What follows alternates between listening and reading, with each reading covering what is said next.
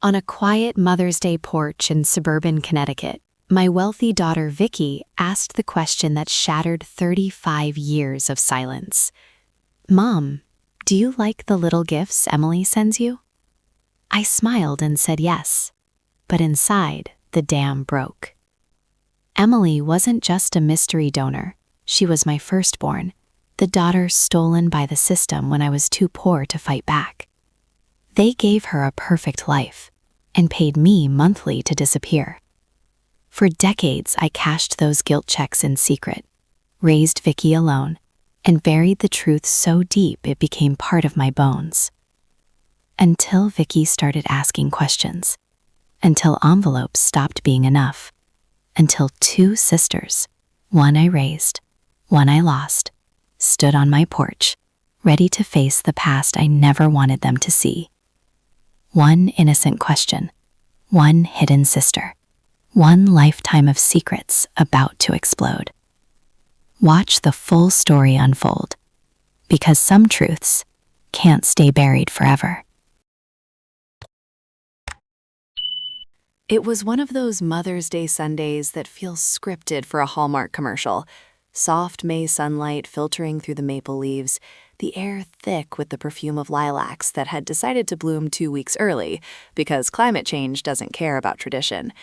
My little porch on Maple Street in New Canaan, Connecticut looked almost picturesque. White wicker chairs I'd painted myself 20 years ago, a faded American flag hanging limp from the railing, and the old porch swing creaking under its own weight like it remembered every conversation we'd ever had on it. I'd been up since 6, the way I always am, even though there's no one left who needs me to be. Coffee in the chipped, world's best mom mug Vicky gave me when she was 12, toast with too much butter because why not, and the quiet hum of a house that's been mine alone for too long. The radio played low, some soft rock station that still spins James Taylor like he's no. I was halfway through Fire and Rain when I heard the low, expensive purr of her Mercedes turning onto the street. Victoria Hayes, Vicky to me, always Vicky, stepped out of the car like she'd walked off a magazine cover. Black silk blouse, tailored white jeans, heels that clicked with purpose against the cracked sidewalk. 38 years old, running her own boutique investment firm out of a glass-walled office on Madison Avenue, married to a man who trades hedge funds the way other people trade baseball cards. She carried a dozen long-stemmed red roses wrapped in craft paper and tied with twine, because she knows red roses are my favorite, and craft paper makes them feel less corporate.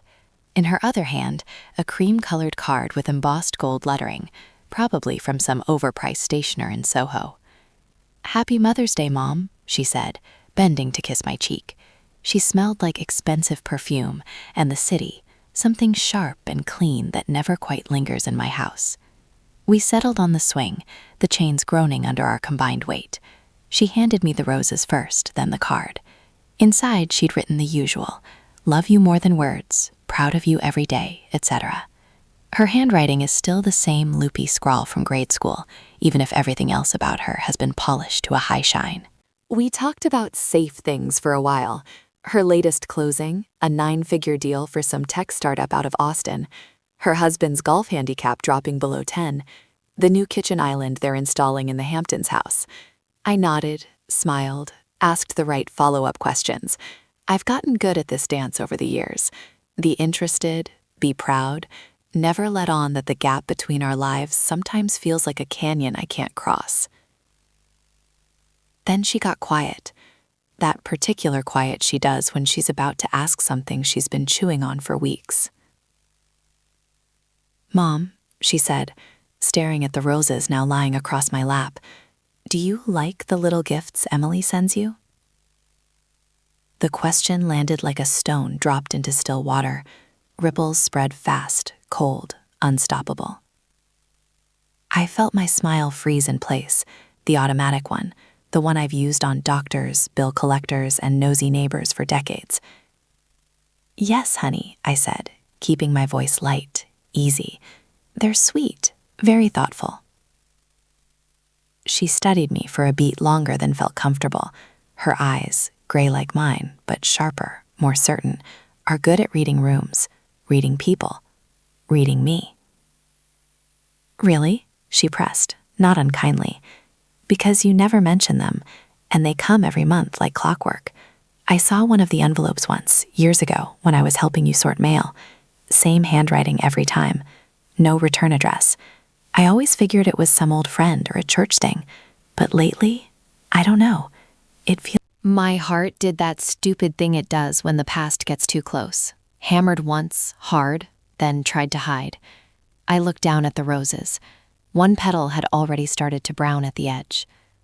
"They're just small kindnesses," I said, "from someone who likes to help quietly. You know how I am about accepting help. I don't make a fuss." She laughed a little, but it didn't reach her eyes. "You make a fuss about everything, except when someone's trying to take care of you."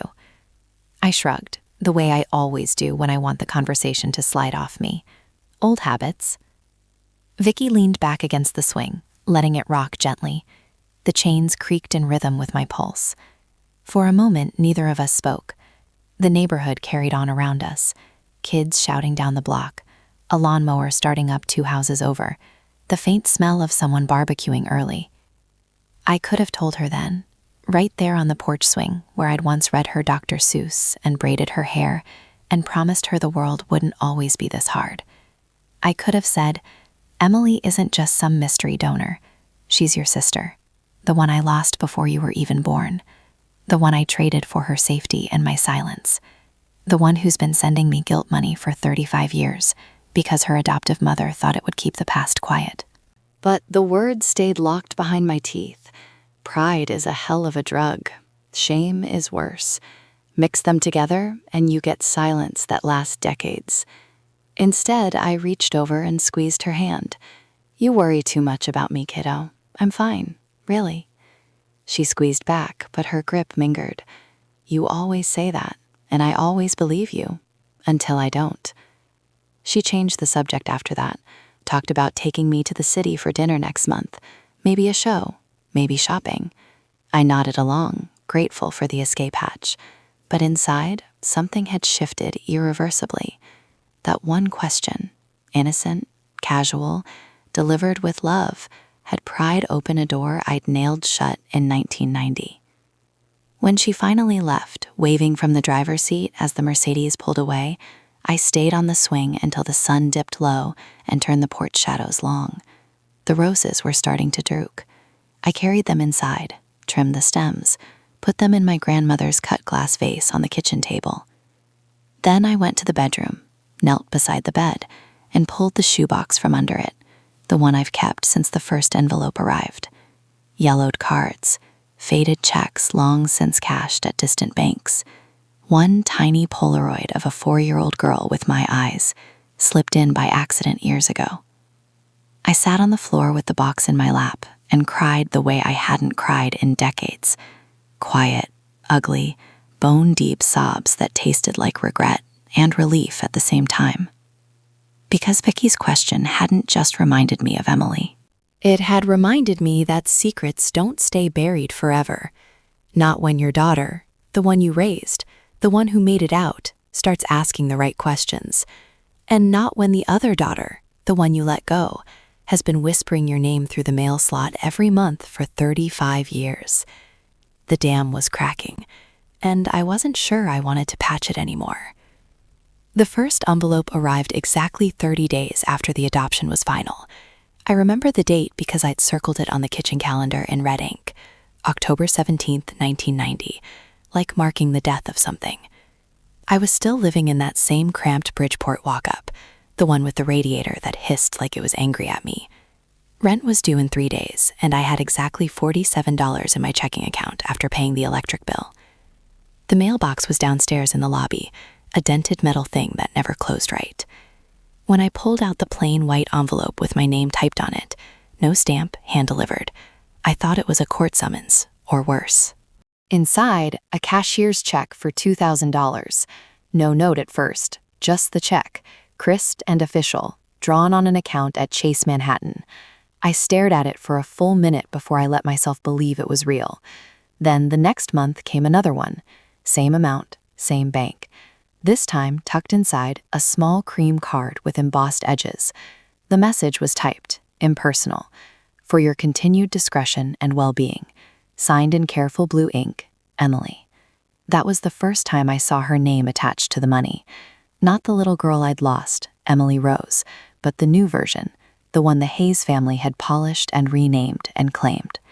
Clara Hayes had chosen the signature, I was sure of it.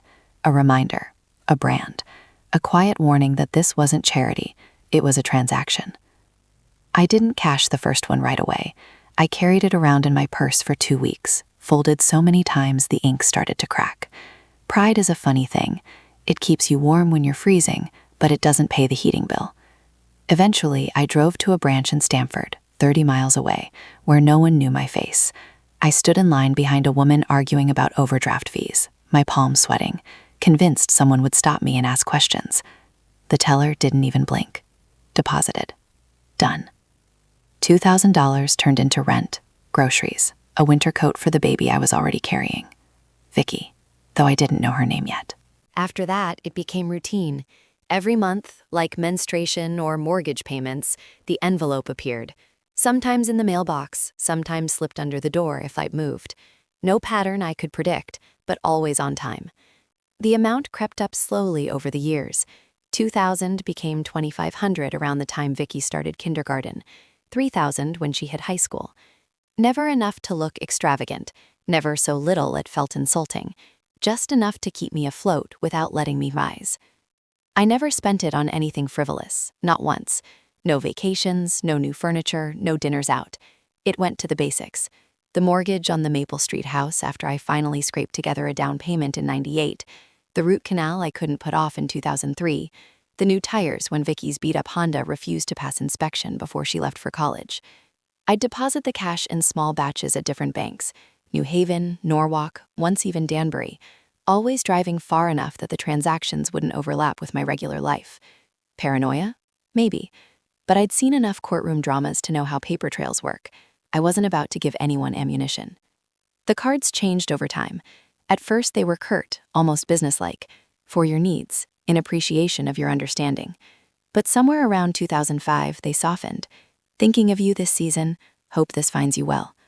One Christmas, there was a tiny handwritten postscript. She's doing beautifully, top of her class. No signature beyond Emily, but I knew Clara was still pulling strings, the adoptive mother making sure I stayed in my lane. I kept every single card. They filled a shoebox I hid under the loose floorboard in my bedroom closet. Ironic, since the house had no real secrets until this one. Sometimes late at night, when Vicky was asleep or away at college, I'd pull the box out and spread the cards across the bed, like a timeline of guilt. 1990, typed and cold. 1995, a little warmer. 2010, almost tender. She asks about her birth. I tell her you loved her very much. That one made me sob so hard I had to stuff a pillow in my mouth so the neighbors wouldn't hear. I told myself it was pride keeping me silent. I didn't want Vicky to know her mother had once been so poor, so broken, that she'd accepted hush money to stay away from her own firstborn. I didn't want her to look at me and see weakness instead of sacrifice.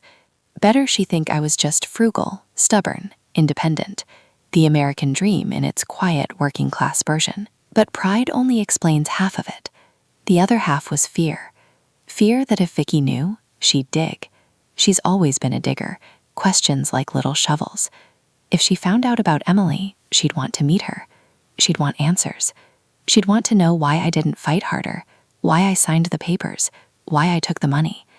And what if Emily, rich, successful, perfectly positioned Emily, didn't want to meet the sister who grew up in a split level with secondhand furniture? What if she saw Vicky as a reminder of the life she'd escaped?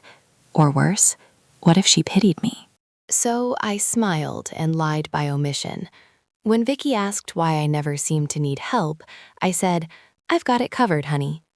When she offered to pay for a new roof after the 2011 nor'easter tore half the shingles off, I thanked her, but said I'd handle it.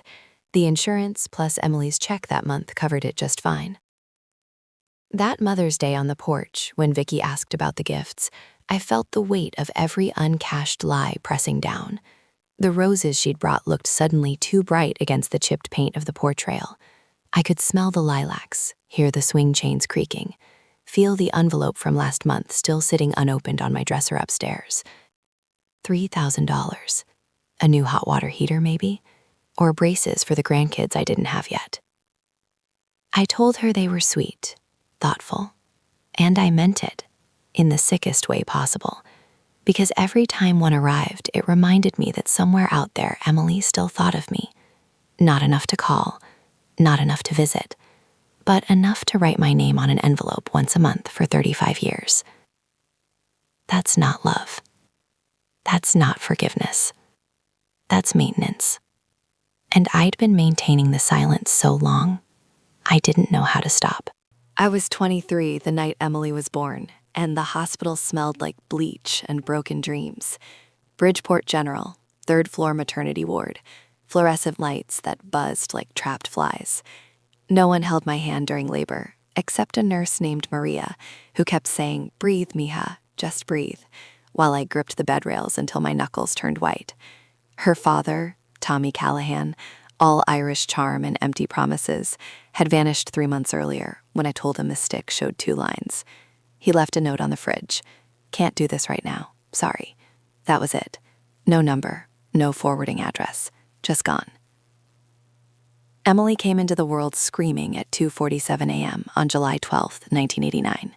8 pounds, 2 ounces, a shock of dark hair, and those wide gray eyes that looked right through me, like she already knew everything I was afraid of. I named her Emily Rose after my grandmother, the only person who ever made me feel like I wasn't disposable. I held her against my chest, skin to skin, and whispered promises I wasn't sure I could keep. "We're going to be okay, baby girl. Just you and me." We weren't okay. The apartment above the laundromat on Fairfield Avenue was all I could afford, $450 a month, heat included if the landlord felt generous. The dryer guns leaked lint into the hallway, and the whole place smelled like fabric softener and damp concrete. I worked doubles at the diner on Main Street, 6 a.m. to 2 p.m., then 4 p.m. to midnight, coming home with my uniform stiff from grease and my feet throbbing like they'd been beaten with hammers. Emily stayed with Mrs. Delgado downstairs during my shifts. She was kind, widowed, watched 3 other kids for extra cash. "She's no trouble," Mrs. Delgado would say, handing her back with a bottle already warmed. "Sleeps like an angel." But angels don't pay rent. I was exhausted in a way that settled into my bones. Some nights I'd fall asleep sitting up on the couch with Emily on my chest, the TV flickering infomercials, waking up to her hungry cries at 3 a.m. I fed her formula because breast milk dried up from stress and not eating enough. I stretched every paycheck, ramen, peanut butter, whatever was on sale. I told myself it was temporary. I'd get a better job. I'd save. I'd give her the life I never had. Then, the knock came. It was a Tuesday in early 1993. Emily was 4, just starting preschool at the community center. I dropped her off that morning in her little denim jacket, pigtails bouncing, waving goodbye like she owned the world. I was at work when my shift manager said there was a call for me. I wiped my hands on my apron and picked up the wall phone in the back. "Mrs. Callahan?" A woman's voice, calm, official. "It's Miss Callahan," I corrected automatically. "Who's this?" "Child Protective Services. We received a report of concern regarding your daughter, Emily." My stomach dropped through the floor. They said a neighbor had called, said Emily was left alone for long periods, that the apartment was unsafe, that she'd been seen crying outside the building after dark. None of it was true. I never left her alone. Mrs. Delgado watched her every shift. The apartment was small and worn, but it was clean. I scrubbed the floors on my hands and knees. But truth doesn't matter when someone decides you're failing. They came that afternoon, 2 caseworkers in sensible shoes and clipboards. They looked around like they were appraising a crime scene. Emily sat on the couch in her favorite purple sweater, clutching her stuffed rabbit, eyes wide. One of them asked her questions in a soft voice. "Do you feel safe here, sweetheart?" Emily nodded, confused. "Mommy sings to me at night." They took notes anyway. The next week was a blur of court dates, mandated parenting, home visits. I borrowed money for a lawyer who smelled like cigarettes and cheap cologne. He told me the system was stacked against single moms with low income. "They see poverty, they see neglect," he said. "Doesn't matter if it's not the same thing." I fought. God, I fought. I showed up to every hearing in my best dress, the navy one I'd worn to my high school graduation. I brought pay stubs, letters from Mrs. Delgado, drawings Emily made of us holding hands under a big yellow sun. I begged the judge, "She's my whole world, please don't take her." The judge, a gray-haired man with tired eyes, looked at me like I was already a ghost.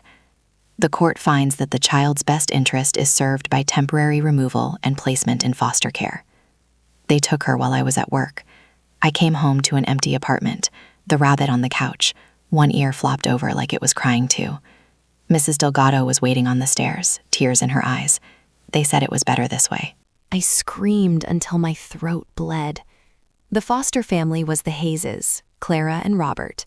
Big house in New Canaan, white columns, 2-car garage, swing set in the backyard. They were kind. They sent photos at first. Emily on a pony, Emily with a Christmas tree taller than she was. Then the visits stopped. The letters stopped. The caseworker said it was healthier for transition. A year later, the adoption papers arrived. Final. Irrevocable. I sat in the courtroom on that rainy Tuesday, watching Clara Hayes sign her name with a gold pen. Robert stood beside her, hand on her shoulder. Emily wasn't there. She was at home with a sitter, playing with new toys in a new life. Afterward, Clara approached me in the hallway outside the courtroom. Rain drummed against the tall windows. She wore pearls, a soft gray coat, hair perfectly set. I should have spit in her face. I should have walked away. But I was 28, broke, hollowed out, another baby already growing inside me, Vicky. I had nothing left to fight with. So I took the first envelope when it came, and I became two people. The mother who raised Vicky with everything I had left, and the ghost who cashed checks in secret, watching her first daughter grow up from 30 miles and 35 years away. That night, after the courtroom, I drove home in the rain and sat in the dark apartment, Emily's rabbit still on the couch. I held it to my chest and rocked back and forth, whispering her name like a prayer. Emily Rose, my baby, gone. And I just signed the receipt. The courtroom hallways smelled like wet wool and old coffee. Rain hammered the tall windows so hard it sounded like the building was being punished. I stood there in my navy dress, the one I'd ironed twice the night before, watching the last of the ink dry on the adoption decree. Clara Hayes signed her name with a slim gold fountain pen that probably cost more than my monthly rent. Robert Hayes stood beside her, one hand resting lightly on her shoulder, like he was steadying a priceless vase. It looked like they belonged in a catalog for perfect families. I looked like what I was, a woman who just signed away her heart. The judge had already left. The bailiff was stacking papers. The hallway had emptied except for us three, and the echo of my own breathing. Clara turned to me slowly, her coat draped over one arm, pearls catching the dim overhead light. She didn't smile, but she didn't look triumphant either. She looked relieved, like she'd just finished a difficult negotiation and now wanted to close the deal cleanly. "I know this hurts," she said, her voice low and measured, the way people speak when they're trying not to sound condescending. "But Emily is safe. She's loved. She'll have every opportunity we can give her. Private schools, travel, stability. Things we both know you couldn't provide right now." I wanted to scream that love isn't measured in tuition payments or summer camps in the Adirondacks, that I'd sung her to sleep every night, that I'd kissed every scraped knee, that I'd gone hungry so she could eat. But the words stuck in my throat like broken glass. I was too tired to fight anymore. The system had already decided I was unfit. The judge had said it in polite legalese. My lawyer had shrugged and told me appeals cost thousands I didn't have. I was done. Instead of screaming, I whispered, "Promise me one thing." Clara waited, patient as stone. Never let her forget she had a mother who loved her more than life itself. Tell her, when she's old enough, that I didn't give her up because I wanted to. I gave her up because I thought it was the only way to keep her from drowning with me. Clara's eyes softened, just a fraction. "I promise," she said. "We'll tell her the truth when the time is right. She'll know you loved her." I nodded. swallowing the sob that wanted to claw its way out. Then Clara stepped closer, lowering her voice even more. "There's something else," she said. "We'd like to help you, financially, every month, a modest amount, enough to ease things. In exchange, we ask for your silence. No contact, no attempts to reach out, no claims on her future. She's legally ours now. This arrangement keeps everything peaceful, for her sake." She said it like it was the most reasonable thing in the world, like she was offering me a coat on a cold day instead of buying my absence for my own daughter's life.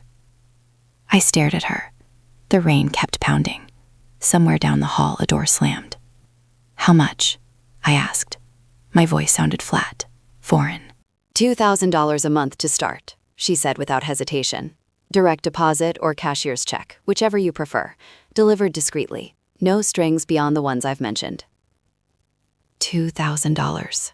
It was more money than I'd seen in one place since Tommy left. It could pay rent for 4 months. It could buy Emily, Vicky, the one still growing inside me, formula, diapers, a crib that wasn't secondhand. It could mean heat in the winter instead of piling on every blanket I owned. I hated myself for even calculating it. But I was 28, pregnant again, no family to fall back on, no savings, an eviction notice taped to my door 2 months earlier that I'd barely scraped together the late fees to avoid. Pride is a luxury when you're staring down homelessness with a toddler already taken and another on the way. I looked at Clara's face, smooth, composed, certain, and saw the calculation behind her kindness. This wasn't charity, this was insurance. A monthly premium to keep the birth mother quiet, to make sure no messy reunions disrupted their perfect picture. They were buying peace of mind, and I was selling mine. "Okay," I said. The word came out small, final. Clara nodded once, like we just agreed on a business deal. She reached into her purse and pulled out a plain white envelope, thicker than the others I'd seen in court paperwork. "This is the first one," she said, "to help you get settled. The rest will follow on the 17th of each month." I took it. My fingers felt numb. Inside, the cashier's check, $2,000, and a single cream card embossed with the same neat handwriting I'd come to recognize over the decades that followed. "For your discretion and well-being, Emily." Clara must have written it, or dictated it. Either way, it felt like a brand seared into paper. I folded the envelope and tucked it into my coat pocket. The weight of it pulled the fabric down like guilt made solid. "Thank you," Clara said, and she actually sounded like she meant it. "This is better for everyone." I didn't answer. I turned and walked away, heels clicking on the marble floor, rain streaking the windows like tears the building couldn't hold. I didn't look back. I hadn't just let them take my daughter, I'd agreed to stay gone. And every month, like clockwork, they reminded me how much that absence was worth. $2,000, then $2,500, then $3,000. A price tag on love, a receipt for silence, and me cashing it every time, telling myself it was the only way to keep breathing. Once Emily was gone, I didn't disappear from her life entirely. I just became invisible, a shadow moving along the edges of her story, close enough to see, never close enough to touch. I told myself it was enough. I told myself it was safer that way, for her, for Vicky, for the fragile thing I called my heart. The first photo came 6 months after the adoption. Clara slipped it into the monthly envelope without a note, like an afterthought. Emily at 5, standing in front of a Christmas tree, taller than she was, wearing a red velvet dress with white lace collar, her hair in perfect curls, a bow the size of my hand. She was smiling, but her eyes, those gray eyes, looked a little lost, like she was searching for something the camera couldn't catch. I stared at that photo until my vision blurred, then tucked it into the shoebox with the cards, first in a growing collection of stolen moments. I started clipping articles from the local papers. New Canaan had its own weekly, glossy and full of society pages. Hayes family hosts annual benefit for Children's Hospital. There she was again, 7 years old, holding a tray of cookies at a fundraiser, smiling politely beside Clara. Emily Hayes, daughter of prominent philanthropists Robert and Clara Hayes, delights guests with her piano recital. I cut that one out with kitchen scissors, careful not to nick the edges. Folded it small, added it to the box. I never subscribed. Too obvious, too risky. I drive to the New Canaan Library on my days off, 40 minutes each way, sit in the periodicals room with a cup of vending machine coffee, and flip through back issues. Sometimes I'd photocopy a page if the librarian wasn't watching too closely. 10 cents a copy. Worth every penny. When she turned 10, there was a spread in the Sunday lifestyle section. Young artists shine at regional competition. Emily had won first place in the youth division for a watercolor of a sailboat on Long Island Sound. The photo showed her standing beside the painting, hair in a neat ponytail, white blouse, navy skirt, looking serious and proud. I studied that face for hours. She had my cheekbones now, sharper, my mouth when she smiled. But the polish was all Clara's, the confidence, the ease. I never went to the exhibits, never sat in the audience at recitals, but I drove past the Hayes house once, just once. It was a Saturday in June 2001. Vicky was 8 and at a friend's birthday party. I told myself I was just running errands in that direction. The house was on Elmwood Lane, big colonial, white with black shutters, wraparound porch, American flag snapping in the breeze, a basketball hoop over the garage, a swing set in the side yard, 2 cars in the driveway, a Mercedes and a Volvo station wagon. I parked 3 houses down, engine off, windows cracked. I sat there for 20 minutes, watching shadows move behind the curtains. A girl, Emily, came out the front door in shorts and a t-shirt, dribbling a basketball. She looked taller, gangly, all knees and elbows. She shot hoops alone, missing most, laughing at herself when the ball bounced off the rim. I cried so hard I had to press my sleeve to my mouth to stay quiet. I left before anyone noticed the strange woman in the old Chevy staring. High school graduation was in 2007. I found the announcement online. New Canaan High School website had a public gallery. Emily in cap and gown, valedictorian stole across her chest, smiling wide beside Clara and Robert. I printed the photo at the public library, paid the 25 cents, folded it into my wallet like a secret ID. That night I sat on the porch swing with Vicky already asleep upstairs. She was 18, packing for college, and stared at that picture until the streetlights came on. She looked happy. She looked like she belonged. Her wedding was June 2012. St. Mark's Episcopal, white steeple, rose garden out back. I found the announcement in the New York Times style section, online of course.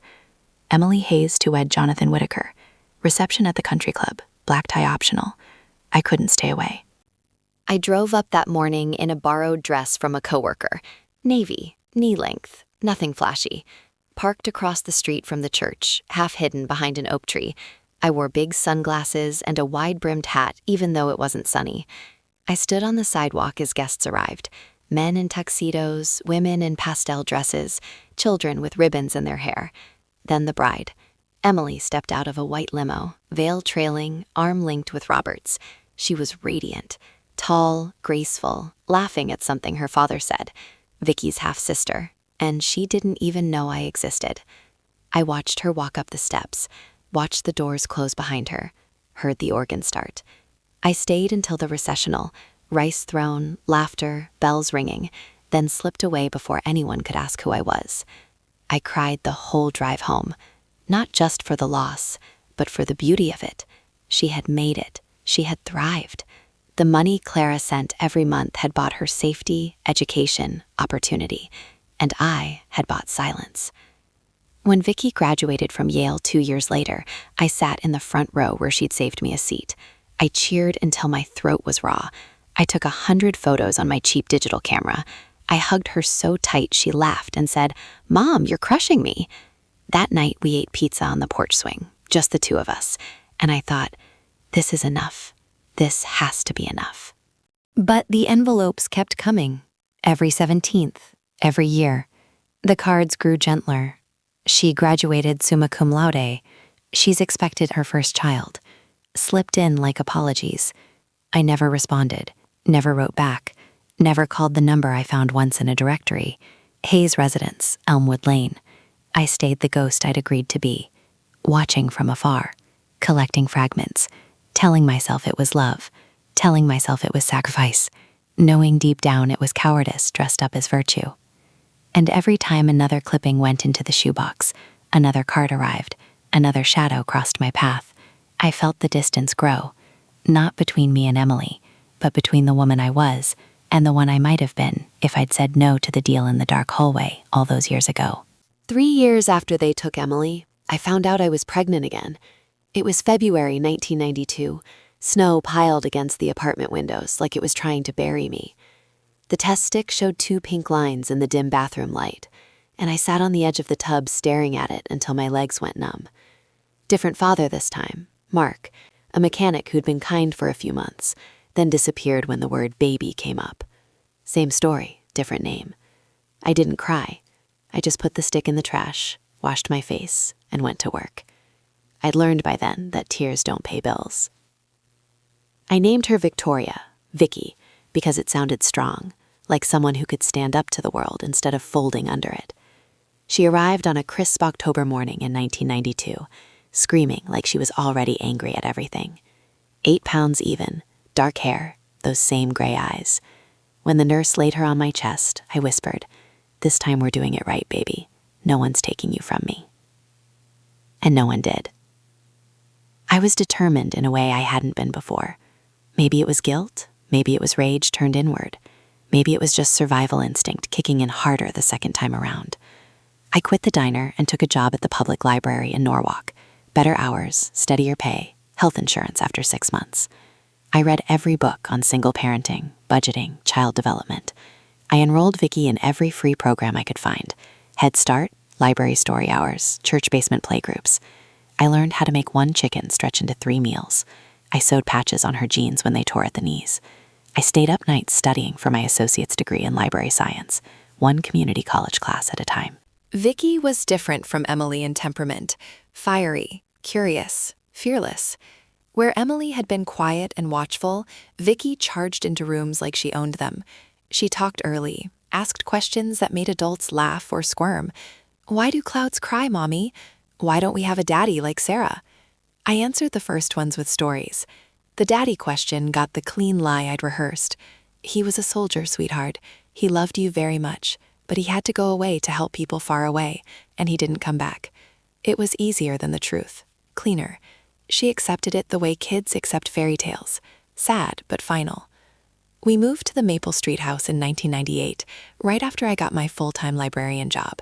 It was a fixer-upper, 2 bedrooms, 1 bath, peeling paint, roof that leaked in heavy rain, but it was ours. I bought it with a down payment scraped from library savings and 1 extra-large check from Emily's envelope that month. I told the realtor it was an inheritance from a distant aunt. Vicky was 6 then, running through empty rooms, claiming the smaller bedroom as my castle. I painted her walls pale blue, hung curtains with stars on them, and promised her the world wouldn't always feel small. She believed me. Vicky grew up fast and smart, straight A's without much pushing, soccer team captain in middle school, debate club in high school. She earned scholarships, merit, need-based, a few local ones from Rotary clubs that loved her essay about the strength of single mothers. I framed every acceptance letter on the kitchen wall until there wasn't room left.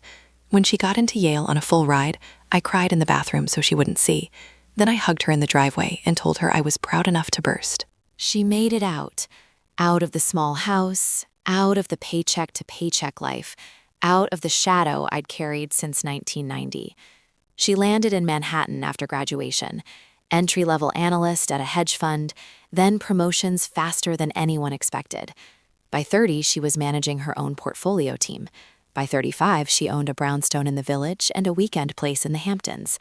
She married a good man, quiet, steady, the kind who remembers anniversaries without reminders. They had no kids yet, but she talked about it like it was a plan, not a dream. And through it all, I kept the secret. Vicky thought her mother was just frugal by nature, stubborn, independent to a fault. When she started making real money, she'd send checks. "For fun stuff, Mom," she'd say. "Get yourself a spa day, or new shoes, something nice." I'd thank her, deposit half, save the rest for emergencies. But Emily's envelopes still arrived every month, like a heartbeat I couldn't silence. I used them for the things Vicky's gifts couldn't cover without questions. The furnace replacement in 2015, the property taxes that kept climbing, the dentist bills that insurance laughed at. She'd visit on holidays, fill the house with laughter, and take out from fancy places I'd never order myself. She'd look around the little house, same couch, same chipped mugs, same porch swing, and say, "Mom, let me buy you something bigger. A condo in Stanford maybe, or Florida. You deserve better." I always smiled and said no. "I like it here. It's home. Roots matter." She'd roll her eyes, but hug me tighter. "You're impossible." She never knew the real reason I said no. If I moved up, if I spend freely, the questions would come. Why now? Where'd the money come from? And once the digging started, the whole story would spill out. Emily, the adoption, the monthly checks, the deal in the courthouse hallway. Vicky would look at me and see not strength, but compromise, not sacrifice, but surrender. I couldn't bear that. So I stayed in the small house on Maple Street. I kept the shoebox hidden. I cashed the checks in distant towns. I smiled when Vicky bragged about her latest promotion. I pretended the past was sealed tight. But secrets have weight. They press down over years until the floorboards creak. And on that Mother's Day, when she asked about Emily's gifts, I felt the first real crack. Vicky had built her life on the foundation I'd fought to give her, strong, straight, shining. I'd built mine on a lie I couldn't stop telling. And every time another envelope slid through the mail slot, I wondered how long I could keep pretending the two halves of my heart weren't tearing me apart. That Mother's Day lingered in the house long after Vicky's Mercedes disappeared down Maple Street. The roses she brought sat in the cut glass vase on the kitchen table, petals already curling at the edges like they knew they were temporary. I couldn't bring myself to throw them out. Instead, I changed the water every morning, trimmed the stems, watched them die slowly over the next week. It felt symbolic somehow, something beautiful I was trying to keep alive when it was already past saving. The routine tried to pull me back in. Library volunteer shift on Tuesdays, grocery shopping on Wednesdays, coffee with the neighbor ladies who still called me Mrs. Callahan, even though I dropped the name years ago. But everything felt off balance. Vicky's question, "Do you like the little gifts Emily sends you?" hadn't just landed, it had burrowed. It replayed in quiet moments, while I folded laundry, while I watered the geraniums on the porch, while I lay in bed staring at the ceiling fan spinning lazy circles. I started noticing things I'd ignored for decades. The shoebox under the bed felt heavier every time I pulled it out. The envelopes kept arriving. Another one on the 21st of May, right on schedule. $3,000 this time, tucked inside a card that read, "Wishing you a peaceful spring, Emily." No mention of Mother's Day, no warmth beyond the formulaic words. I drove to the branch in Danbury to deposit it, same as always, but my hands shook on the steering wheel the whole way there and back. Vicky texted more often after that Sunday. Casual check-ins at first.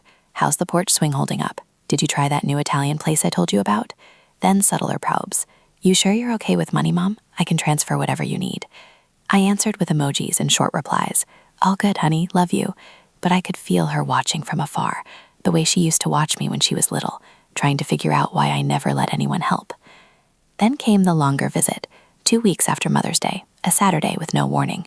I heard the Mercedes before I saw it, low rumble turning into the driveway. Vicky stepped out in jeans and a cashmere sweater, hair pulled back, carrying a bakery box and 2 iced coffees. "Surprise inspection," she called, grinning, but her eyes were serious. We sat at the kitchen table. She opened the box, almond croissants, still warm, and pushed one toward me.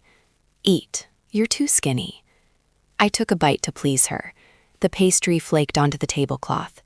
She watched me chew, then set her coffee down.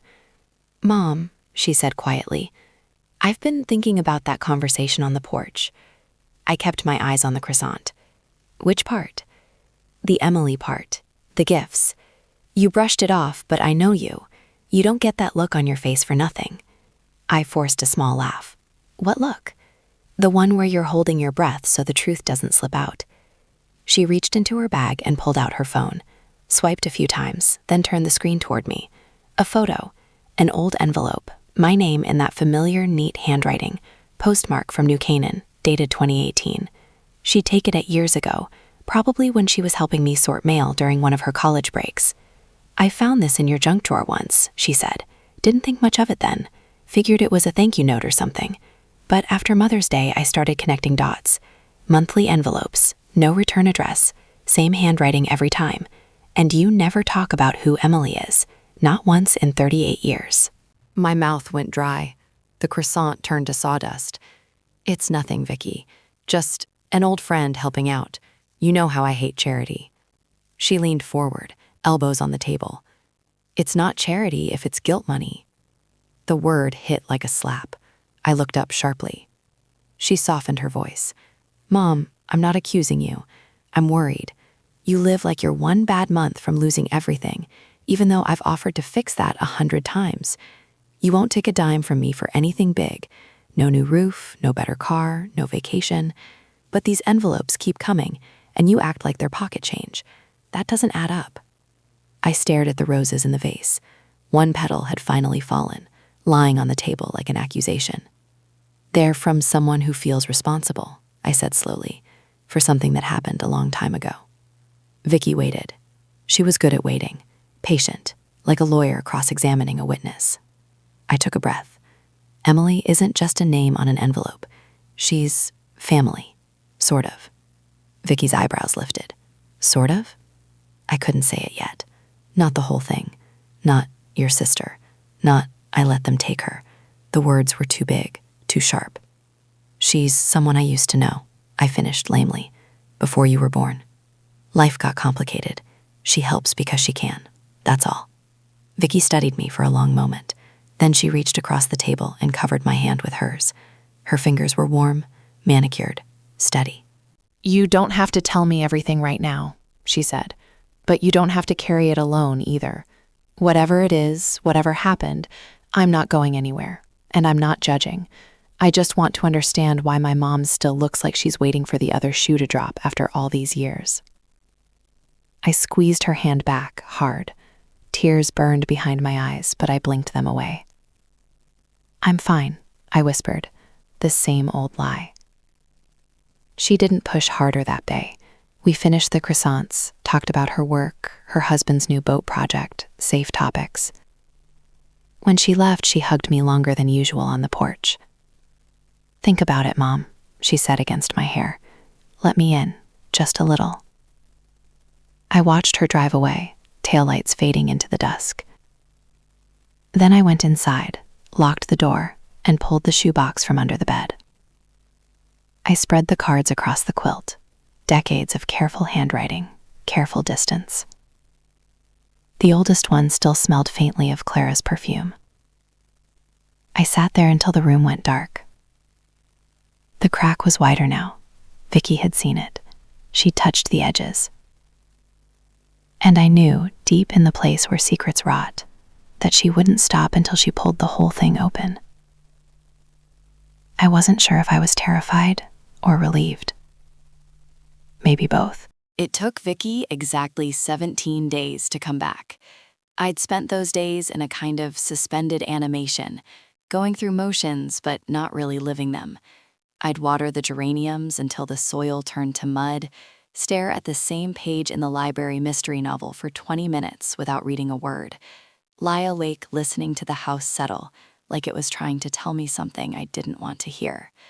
The shoebox stayed under the bed, untouched.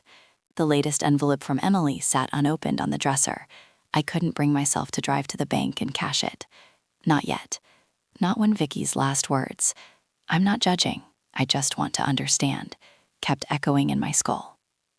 Then, on a Thursday evening in late May, the doorbell rang twice, sharp, impatient. I opened it expecting a delivery or maybe the neighbor asking to borrow sugar again. Instead, Vicky stood there, in a navy blazer and jeans, hair pulled back tight, holding a manila folder thick enough to mean trouble. Behind her, the sky was bruised purple, promising rain. She didn't wait for an invitation. She stepped inside, closed the door behind her, and looked at me the way she used to look at math problems in high school, determined to solve them, no matter how long it took. "Mom," she said, voice steady but low, "we need to talk. Now." I led her to the kitchen table because that's where everything important had always happened. report cards, college acceptances, the time she told me she was getting married. She set the folder down with a soft thud that sounded louder than it should have. I pulled some records, she said, opening the folder. Bank statements, deposit histories. I had to call in a few favors, old contacts from the firm who know how to get things quietly. Don't ask how. Just know I didn't do anything illegal. I just asked questions. She spread out printouts across the table like evidence in a trial. Dates, amounts, routing numbers. Every single deposit from the last 35 years, traced back to an account registered to the Hayes Family Trust in New Canaan. The checks weren't anonymous anymore. They had names attached now. Clara Hayes until her death in 2022, then transferred to Emily Whitaker, née Hayes. Monthly. Consistent. $3,000 for the last decade. Vicky tapped one of the pages. These go back to October 1990, right after you lost someone. I cross-referenced dates with public records. Adoption finalization for Emily Rose Callahan. Your name on the birth certificate, Mom. Same birthday as the girl in the photos I found online. Same gray eyes. Same everything. My chest felt like someone had wrapped it in barbed wire. I couldn't look at the papers. I stared at the roses instead, now completely wilted, brown petals scattered like confetti from a funeral. Vicky's voice cracked just a little. She's my sister, isn't she? The word hung there, sister, like a door I'd kept locked for decades finally swinging open. I sank into the chair across from her. My hands shook so badly I had to clasp them together to stop it. Yes, I whispered. She's your sister. Vicky exhaled like she'd been holding her breath since Mother's Day. Why didn't you tell me? All these years, birthdays, holidays, every time I asked about family history, you never said a word. I looked up at her then, really looked. Her eyes were wet, angry, confused, but mostly hurt. The same hurt I'd carried since the courtroom hallway. I was ashamed, I said. The truth came out raw, unpolished. They took her because I was poor, because a neighbor lied, because the system decided I wasn't good enough. I fought. God, Vicky, I fought until I had nothing left. Court dates, lawyers I couldn't pay, nights I didn't sleep.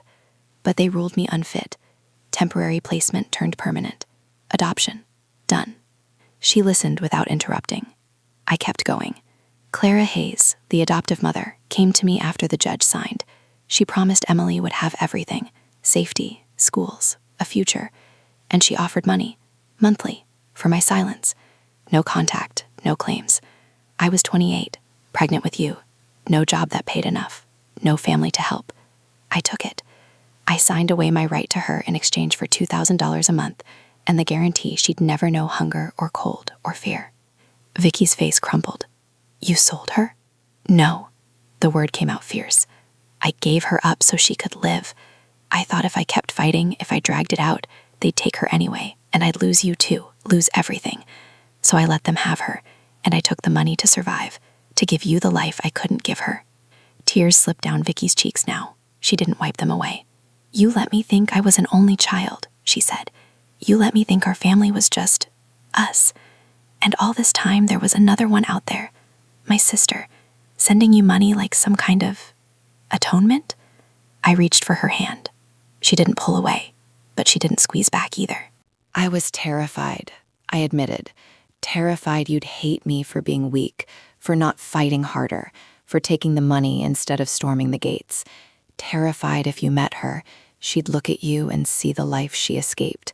The small house, the second-hand clothes, the mother who couldn't keep her. I didn't want pity. I didn't want you to see me as the woman who sold her firstborn. Vicky stared at the papers for a long time. Then she looked at me, eyes red-rimmed but steady. I don't hate you, she said quietly. I'm angry. I'm hurt. But I don't hate you. I just wish you trusted me enough to tell me.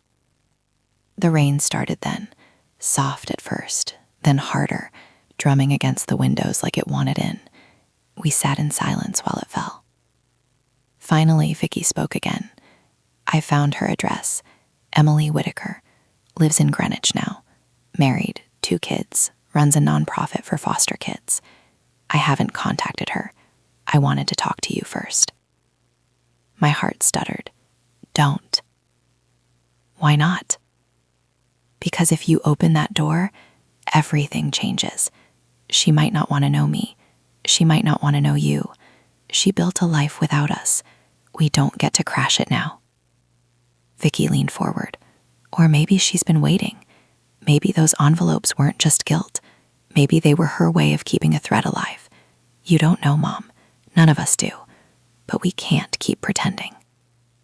She gathered the papers, slid them back into the folder, but left it on the table like a question. I'm not going to do anything without you, she said, but I'm not letting this stay buried anymore. You've carried it alone long enough. She stood, came around the table, and wrapped her arms around me from behind. I leaned into her, feeling the warmth of her, the strength I'd helped build. I love you, she whispered, no matter what happened, no matter what comes next. I closed my eyes against the tears. The confrontation wasn't over. It was just beginning. And for the first time in 35 years, I wasn't sure I wanted to run from it anymore. The days after Vicky's confrontation blurred into a strange limbo. I didn't sleep much. I'd sit on the porch swing at dawn, coffee going cold in my hands, watching the neighborhood wake up while my own world stayed frozen. Vicky texted every morning, simple things, thinking of you, love you, we'll figure this out. She didn't push, but the folder she'd left on my kitchen table sat there like a loaded gun. I didn't move it. I didn't open it again. I just lived around it. Then, on a humid Sunday in early June, the doorbell rang at 10:17 a.m. I wasn't expecting anyone. I opened the door in my old robe, hair unbrushed, and there they were. Vicky stood on the top step, eyes bright with nerves and determination. Beside her, taller, more polished, but unmistakably mine, was Emily. She wore a simple linen dress, pale blue, sandals, no makeup beyond a touch of gloss. Her hair was pulled into a loose knot, strands escaping like they used to when she was little and fighting naps. Those gray eyes locked on mine, and for a second, the world narrowed to just us. 35 years collapsed into one breath. "Mom," Vicky said softly, stepping aside. I asked her to come. She said yes. Emily didn't speak right away. She just looked at me, really looked, like she was memorizing every line on my face. Then her voice came, quiet but steady. "I've wanted to do this for a long time." I stepped back, hand on the doorframe to keep from falling. "Come in." They followed me inside. The house felt too small suddenly. Same chipped mugs, same faded couch, same everything. Vicky guided Emily to the kitchen table while I fumbled for glasses of water I didn't know if anyone would drink. We sat. Silence stretched until it hurt. Emily broke it first. Clara told me everything on her deathbed. Last year, pancreatic cancer. She waited until the end, said she didn't want to burden me while she was fighting. She told me you never stopped loving me, that the money wasn't payment. It was her guilt, her way of making sure you didn't disappear completely. She said she was sorry. I stared at the table. The wood grain swam. She promised you'd have everything. I believed her. Emily nodded slowly. I did. Private schools, Europe every summer, Yale, a wedding at the club, 2 kids now, Lila and Theo. They're 8 and 5. She pulled out her phone, hesitated, then slid it across the table. Photos. A girl with my cheekbones laughing on a swing. A boy building sandcastles. My grandchildren. I touched the screen like they might vanish. "They're beautiful," I whispered. Emily's eyes filled. "They ask about Grandma sometimes, the one who isn't here." I never knew what to say. Vicky reached over, took my other hand. "We're not angry, Mom. Not anymore. We're just late." I looked between them. 2 women who looked so much alike it stole my breath. Vicky's fire, Emily's quiet grace. My daughters, both of them. Emily spoke again. I sent those envelopes because I wanted to help, but mostly because I wanted a piece of you, even if it was just paper and ink. I'd write the cards myself after Clara passed the account to me. I'd sit at my desk and try to find the right words. Thinking of you. Hope this helps. It never felt enough. It was enough, I said, voice cracking. Every month, every card. It reminded me you were still out there, alive, safe. That's all I ever wanted. We cried then, quiet, messy tears that turned into laughter when Vicky handed us tissues from her purse like she'd come prepared. We talked for hours. No fairy tale rush. No instant hugs and happily ever after. Just truth, piece by painful piece. Emily told me about her life, the pressure to be perfect, the nights she'd stare at the ceiling wondering why she felt like something was missing. She'd searched for me once, in her 20s, but Clara had begged her not to. Let the past stay past, she'd said. Emily had listened. Until now. Vicky told Emily about growing up with me, the library stories, the porch swing confessions, the way I'd always said no to help because I was terrified of losing more. Emily listened, nodding, eyes soft. I wish I'd known you both, she said. I wish I'd had the sister who fought for everything, and the mother who never stopped loving me. I reached across the table, took Emily's hand. It was warm, steady. Mine trembled. I'm sorry, I said, for everything. For not fighting harder, for taking the money, for staying away. Emily squeezed back. I'm not here to judge the choices you made when you had no good ones. I'm here because I want to know you now, not the ghost in the envelopes, the real you. We stayed until dusk. Vicky ordered pizza, pepperoni, extra cheese, the way we always did on Sundays when she was a kid. Emily ate 2 slices, laughed at Vicky's stories about my terrible attempts at baking, asked questions about the house, the neighborhood, me. When they finally stood to leave, Emily hugged me first, tentative, then tight. She smelled like lavender and something expensive. I held on longer than I should have. Thank you for coming, I whispered. Thank you for letting me, she said. Vicky hugged me next, fierce. We're not done, she murmured. This is just the start. They left together, 2 sisters walking to the Mercedes, talking low, heads close. I watched from the porch until the taillights disappeared. Inside, the house felt different, quieter, but not empty. The shoebox still sat under the bed, but the envelopes had stopped coming months ago. Emily had told me she'd closed the account after Clara died. No more guilt money. No more silence payments. That night, I pulled the box out one last time. I spread the cards across the quilt, read them slowly, then gathered them into a neat stack. Tomorrow, I'd find a fire-safe box, or maybe a scrapbook, something to keep the past without letting it own me. I sat on the swing until the stars came out. The chains creaked the same old song, but for the first time in decades, it didn't sound like regret. It sounded like possibility. Forgiveness isn't instant. It's not a clean slate. It's messy. Awkward phone calls, tentative dinners, kids who don't know what to call me yet. Emily texts now.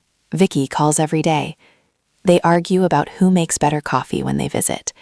They sit on this swing with me, 3 generations of women who almost lost each other forever.